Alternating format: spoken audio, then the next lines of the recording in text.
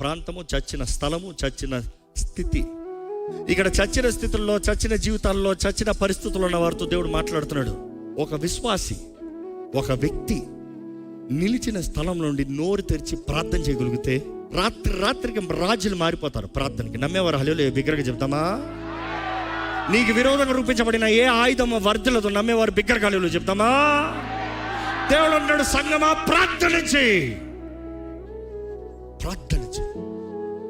నిజంగా నీవు ప్రార్థనలో చెయ్యి, దేవుని వైపు ఎత్తి, దేవా నా జీవితంలో ఈ కార్యము జరిగించు, ఇదిగో ఈ స్థితిని మార్చు. ఈరోజు నువ్వు స్తుతిస్తే నీ స్థితి మారుతుంది. చాలామంది దేవుణ్ణి స్తుతించి అంటే అదంతా ఎంటర్టైన్మెంట్ టైం అండి. అదా నా ఈ సంగతి ఏంటో నాకు తెలియదు, కానీ నేను మాత్రం దేవుడిని చక్కగా స్తుతించుకున్నాను. రేపు నా చేతుల్లో లేదు, ఇప్పుడు నా చేతుల్లో ఉంది. నా చేతుల్లో ఉన్నప్పుడు నేను చేయగలిగింది నేను చేస్తాను. నేను చేయాల్సిందంటే ఏంటి? దేవుడి సన్నిధిలో ప్రార్థన చేయాలి, దేవుడి సన్నిధిలో దేవుని స్తుతించాలి. ఈ రెండు చేస్తే దేవుడు నా ముందుకు వెళ్ళే దేవుడు. నమ్మేవారు ఉంటే హల్లెలూయా చెప్తామా?